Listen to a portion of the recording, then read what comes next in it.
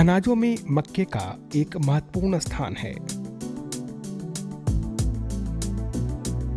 हमारे राज्य बिहार में मक्के की रोटी, मक्के का भूजा, सत्तू इत्यादि मुख्य भोजन के रूप में लोगों का पसंदीदा आहार रहा है। शहरी इलाकों के तो कहने नहीं। मक्के से बहुत सारे उत्पाद बाजार में आपको देखने में मिल जाएंगे, जैसे कॉर्नफ्लेक्स, कुरकुरे, हॉर्लिक्स, पॉपकॉर्न या हॉट कॉर्न। इसके अलावा भी बच्चों के पसंद के भी कई तरह के उत्पाद बनाए जाते हैं। अपने बिहार में मक्का की उत्पादकता काफी ज्यादा है। यहाँ 1 हेक्टेयर में 100 क्विंटल से ज्यादा मक्के का उत्पादन लिया जा सकता है।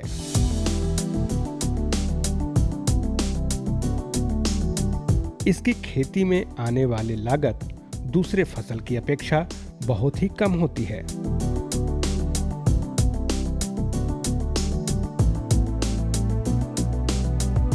मक्के की फसल के लिए बिहार की जलवायु बहुत ही उपयुक्त है। अगर रबी मौसम में मक्के की खेती की जाए तो इसका फायदा भी ज्यादा है, क्योंकि इस मौसम में कीट और रोग लगने की आशंका काफी कम होती है। साथ ही साथ ठंड के कारण इसमें सिंचाई की व्यवस्था भी कम ही करनी पड़ती है।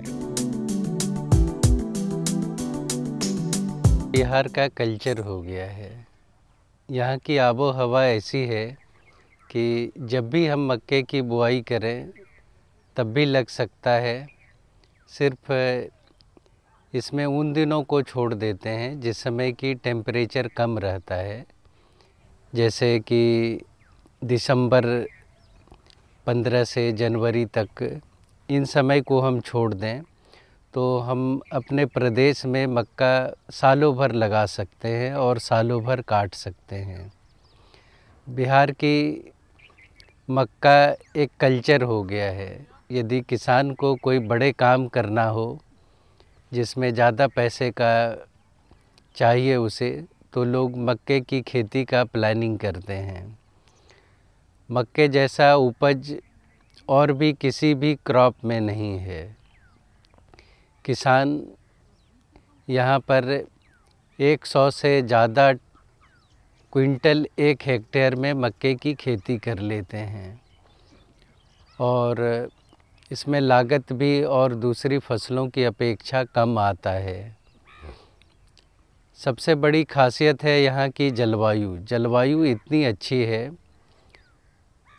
और जिसके कारण यहाँ की उपज ज़्यादा होता है। रबी में लगाते हैं तो जो ठंड वाला समय है, इसके चलते पौधे की लॉन्जिविटी, उसका जीवन काल बढ़ जाता है और जीवन काल बढ़ने से इसकी उपज ज़्यादा होती है। साथ ही साथ ठंड के मौसम में कीट व्याधि का प्रकोप भी कम होता है और खरपतवार भी उस समय कम ही उगते हैं और उस समय पानी की भी कम आवश्यकता होती है। पानी की आवश्यकता उसे जब क्रॉप परिपक्व होने लगता है उस समय उसकी ज़रूरत ज़्यादा पड़ती है। मक्का ऐसा फसल है जिसका कि पेट्रोलियम के बाद सबसे ज़्यादा उत्पाद बनता है। इसे ऑयल बनता है, तेल बनता है, डेक्सट्रोज बनता है, कॉर्नफ्लेक्स, स्टार्च, गम, सीडी, प्लास्टिक, ये सारे चीज़ बनते हैं। जो मेडिसिन आती है, जो सिरप आता है, उसमें स्वीटनर, मिठास का काम मक्के से लिया जाता है। इसके डंठल से पेपर भी बनाए जाते हैं। तो मक्का के हर एक भाग का उपयोग है और मक्का को विभिन्न अवस्थाओं में खाया जाता है। जिस समय सिल्क निकलता रहता है उस समय निकलने के पहले की अवस्था, जब उसको तोड़ करके खाते हैं तो उसको बेबी कॉर्न बोलते हैं। और बेबी कॉर्न का एक बड़ा मार्केट है।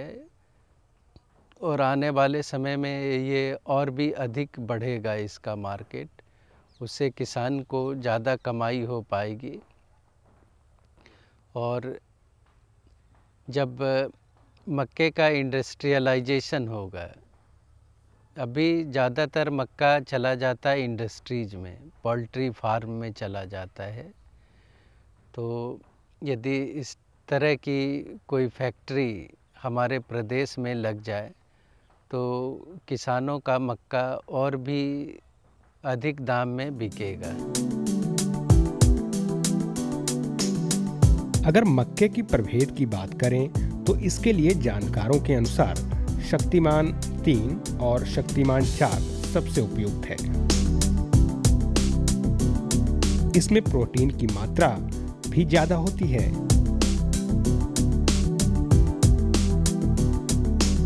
इस प्रभेद का मक्का खास तौर पर बच्चों और वृद्धों के लिए काफी उपयोगी है।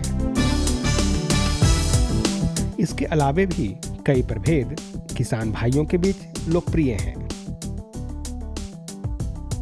हम लोग के प्रभेद हैं, शक्तिमान सीरीज की प्रभेद हैं, शक्तिमान 3 और 4, जो कि उच्च प्रोटीन गुणवत्ता वाले फसल हैं। इसमें प्रोटीन की जो क्वालिटी है, ट्रिप्टोफेन और लाइसिन, इसकी मात्रा नॉर्मल जो है, साधारण मक्का है, उससे बहुत ज़्यादा है, जिससे इसकी बायोलॉजिकल वैल्यू जो हम खाते हैं बॉडी एब्जॉर्ब कर लेता है, हमारा पचने की क्षमता, और हमें शरीर में जो न्यूट्रिशन है, पोषक तत्व है, ये ज़्यादा देते हैं। ये मक्का बुजुर्गों के लिए, बच्चों के लिए खास तौर से उपयोगी है। अब हम बात करते हैं रबी मौसम में लगाने वाले मक्के की खेत की तैयारी के बारे में।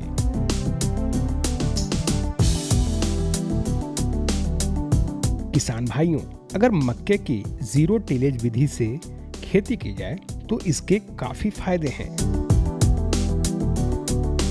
इन खेतों में जीरो टिलेज की खेती करने में इन घासों से आपको घबराने की जरूरत नहीं है,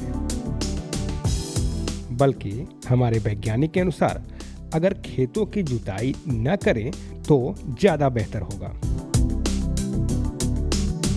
बिना जुताई के यानी जीरो टिले से मक्के लगाने से सिंचाई करने के लिए पानी की मात्रा कम लगती है, साथ ही जुताई के खर्च भी बच सकते हैं और आपकी फसल की बढ़वार भी ज्यादा होती है। अगर किसान भाई इस विधि से मक्के की खेती करना चाहें तो आप निश्चिंत होकर जीरो टिलेज से मक्के की खेती की तकनीक को अपना सकते हैं। खेत की तैयारी पे तो लोग पहले करते थे, खेत की कई एक बार जुताई करते थे।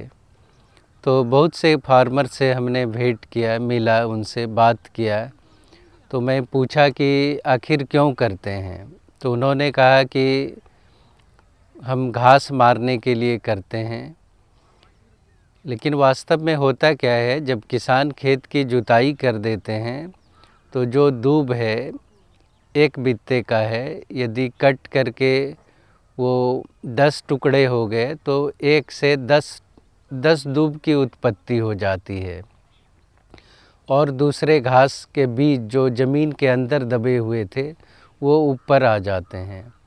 और सबसे ज़्यादा नुकसान होता है जब ज़मीन को हम जोत देते हैं तो उस समय इसका क्षेत्रफल बढ़ जाता है और जिसमें मिट्टी में सांस लेने की क्रिया बढ़ जाती है। तो जो कार्बनिक पदार्थ है ज़मीन के अंदर वो जल जाता है और जिसका प्रभाव होता है कि दिनों दिन उसकी उपज क्षमता घटती चली जाती है। इसलिए हम लोग किसान भाई को अब सलाह देते हैं कि आप बिना जुताई के खेती करें। और बिना जुताई की खेती में जो घास की समस्या है, घास की समस्या के लिए हम लोग बिना जूते में जब फसल नहीं लगाते हैं उस समय ग्लाइफोसेट और 2,4-D नामक ये घास मारने की दवा है उसकी अनुशंसा करते हैं। उसके छिड़काव के दूसरे या तीसरे दिन भी घास में भी लोग किसान मक्के की बुआई कर सकते हैं और घास मरता रहता है और उसी के बीच हरा हरा मक्का का पौधा निकलता रहता है। उससे होता है क्या कि ज़मीन पर जो घास को मारा गया है एक सतह बन जाती है और वही घास की सतह है वो ज़मीन के अंदर के पानी को नहीं उड़ने देता है और उसके अंदर जो मिट्टी के जीव मित्र हैं उसकी संख्या और बहुत बढ़ जाती है और वही प्राकृतिक रूप से खेत की जुताई करने लगते हैं। और जब खेत की जुताई करते हैं तो मिट्टी बहुत नरम हो जाती है और इसमें पानी जब बिना जुताई के लगाते हैं तो इसमें पानी की भी मात्रा कम लगती है और जब हम ये संख्या देते हैं, ये पटवन की संख्या देते हैं वो भी कम होता है और जो हम पानी डालते हैं वो भी कम लगता है। प्रोडक्शन में देखिए किसान को तो जुताई करने का खर्च लगता है और एक बहुत बड़ा हिस्सा होता है जुताई का जब हम खेती करते हैं तो वो खर्च लग जाता है और जुताई के बाद किसान यदि पानी एक बार पटवन कर देते हैं तो बिना जुताई और जुताई वाले का एक ही बराबर का हिस्सा हो जाता है। और जब जोत के लगाते हैं तो शुरू में फसल की बढ़वार बहुत अच्छी दिखती है और लेकिन थोड़े ही दिन बाद उसमें घास की भी संख्या बढ़ जाती है जो फसल को दबा देता है। लेकिन जबकि बिना जुताई वाले फसल में घास की संख्या घटती चली जाती है और जो घास से जो नुकसान होता है फसल को वो नुकसान नहीं होता है। इसके पर्यावरण पहलू को देखें ये डीजल जलता है तो कार्बन डाइऑक्साइड बनता है और कार्बन डाइऑक्साइड बनने से पर्यावरण में जो ग्रीन हाउस इफ़ेक्ट है जिसे क्लाइमेट चेंज जलवायु परिवर्तन की बात करते हैं वो जो कन्वेंशनल है परंपरागत खेती हमारी उससे वो बढ़ता है और जब जीरो टिलेज से करते हैं तो इसमें इसकी कमी होती है और जब खेत की जुताई करते हैं तो उस समय भी कार्बन डाइऑक्साइड ज़्यादा होता है बढ़ता है खेत से और उपज में पहले बरस में से ही बढ़ना शुरू करता है उपज। ये 5 से 10% 0% में जीरो टिलेज में उपज बढ़ना शुरू होता है और ये लगातार 3-4 साल तक बढ़ता चला जाता है। मैं तो समझाता हूँ किसान को, समझ भी जाते हैं, लेकिन जो माइंड सेट है उनका जो परंपरा से वो पूर्वजों से चला आ रहा है कि बिना जुताई करेंगे तो हमारी मक्का अच्छी नहीं होगी या फसल अच्छे नहीं होंगे, तो बहुत से हैं जो तो मान जाते हैं लेकिन बहुत है नहीं मानते हैं। तो उनको मैं बोलता हूँ कि आप थोड़े ही सा हिस्से में करें बिना जुताई का और फिर और जिस तरह करते हैं उस तरह करें। आप करके देखें तो खुद को फ़र्क नज़र आने लगेगा। ये देखें ये जीरो टिल से मक्का लगा हुआ है और इसमें इस खेत में बहुत सा घास रहता था और इतनी घास ज़्यादा होती थी कि दूसरे फसल उग नहीं पाते थे क्योंकि हम लोग इसको बार बार जुताई कुड़ाई करते थे और उससे होता था कि घास की संख्या बढ़ती चली जाती थी और इस बार हमने जब लगाया, इसको लगाने के पहले ग्लाइफोसेट और 2,4-D ये दोनों को एक लीटर पानी में 6 ml ग्लाइफोसेट और 2 ml 2,4-D डाल करके स्प्रे कर दिया। और स्प्रे करने के बाद इसमें मक्का लगा दिया है और उसके बाद इसमें खाद और पानी देने का काम किया है। इसके अलावा हम लोगों ने कुछ भी नहीं किया है। तो ये फसल आप देख रहे हैं और ये परमानेंट रहेगा, ये सालों साल रहेगा। इसकी हम अभी जब लगाएंगे दूसरी फसल, इसमें भी हम लोग जुताई नहीं कर रहे हैं। इससे ये होगा कि घास की संख्या और बढ़ती जाएगी और हमारी मिट्टी और नरम होती जाएगी। किसान का जो माइंड सेट है वो सोचते हैं कि हम जुताई करते हैं तो खेत नरम होता है, वो वास्तव में होता नहीं है। मैं किसान को समझाता हूँ कि जब कहीं पे आप टाल लगा के देखते हैं, लगाए हुए रहते हैं, उसके नीचे की मिट्टी जहाँ नहीं जुताई करते हैं, देखें कितनी नरम हो जाती है। तो इससे तो किसान समझ रहे हैं, कर भी रहे हैं और आने वाले समय में 0 टिलेज मक्का के फसल का क्षेत्रफल भी बढ़ेगा। मक्के की फसल को कीट के आक्रमण से काफी हानि होती है और फसल के उत्पादन क्षमता पर भी असर पड़ता है।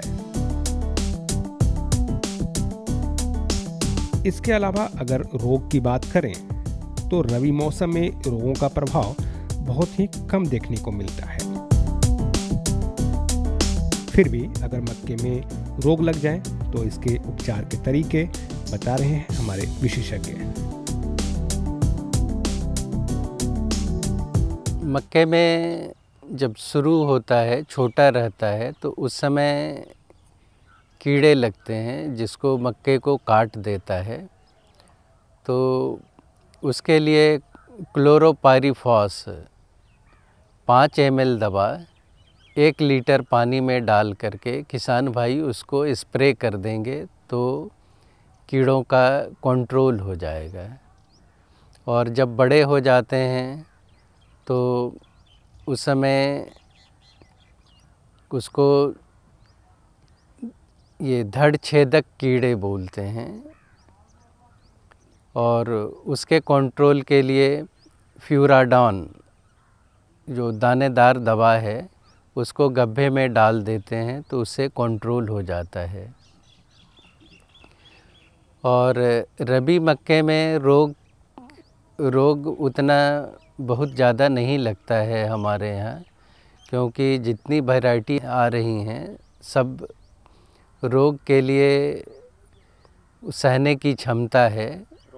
हाँ, रोग रोधी हैं, लेकिन फिर भी 1-2 बीमारी आती है, जैसे मेडिस लीफ ब्लाइट, रस्ट और टर्सिकम, ये 3 बीमारियां आती है। तो इसके लिए उपचार करते हैं डाइथेन M45 का छिड़काव करते हैं। और कभी कभी खरीफ के सीजन में सीथ ब्लाइट आता है। सीथ ब्लाइट होता है कि वो पौधे सूखने लगते हैं, नीचे से ऊपर तक भुट्टा भी सूख जाता है। तो उसके लिए ब्लीचिंग पाउडर का छिड़काव करते हैं जड़ के नीचे वाले हिस्से में, तो जिससे कंट्रोल हो जाता है। अब बात मक्के में खरपतवार नियंत्रण के बारे में। इसके लिए अलग अलग दवाओं का प्रयोग किया जाता है। इसके अलावा घास को हटाने के लिए किसान भाई अपने हाथ का भी प्रयोग कर सकते हैं। जैसे मक्का लगाने के 15 और 30वें दिन खरपतवार नियंत्रण हाथ से करना चाहिए। कि मक्के में खरपतवार एक बहुत बड़ी समस्या है। और जब खास करके जब किसान जुताई करके बोते हैं तो शुरू में तो लगता है कि खेत में घास मर गया, लेकिन मक्के के उगने के पहले ही घास उगने लगता है। तो हम लोगों ने ट्रायल कर रखा हुआ है कि मक्के में घास खरपतवार का नियंत्रण किस तरह करें। तो अलग अलग दवाएं हैं। यहाँ पे हम लोगों ने नियंत्रित प्लॉट रखा है। नियंत्रित मतलब जिसमें हम लोगों ने घास पात रहने दिया है। दूसरा है घास पात का प्रबंधन हाथ से करते हैं, जिस तरह किसान करते हैं 15 दिनों में और 30 दिन में। तीसरा है मक्का के साथ अंतर्वर्ती फसल का है। अंतर्वर्ती फसल होता है जब हमारा फसल मजबूत होता है तो उसके नीचे घास नहीं उग पाते हैं। यही पे यहाँ पे कॉन्सेप्ट है इसका। मक्का लगाने के 15 दिन के बाद और 30 दिन के बाद खरपतवार करते हैं, जो नॉर्मल प्रैक्टिस है। तो हम लोग ये देखना चाहते हैं कि जो 15 और 30 दिन में 2 बार जब हम इसके खरपतवार को निकालते हैं तो हमारा खर्च कितना लगता है, और दूसरे हर्बिसाइड्स हैं, खरपतवार नाशक हैं, उसकी तुलना में हमारा इकोनॉमिक्स मतलब खर्चा हमारा किस में कम लगता है, मेन हम ये देखना चाहते हैं। कोई टेक्नोलॉजी ये तभी लोकप्रिय होगा जबकि उसमें ज़्यादा से ज़्यादा रिटर्न, किसानों को ज़्यादा से ज़्यादा लाभ होगा। इसीलिए अलग अलग हमने दवा का उपयोग किया है यहाँ पे। एट्राजीन, हेलोसल्फ्यूरान, ग्लाइफोसेट, इन सब दवा का प्रयोग किया है।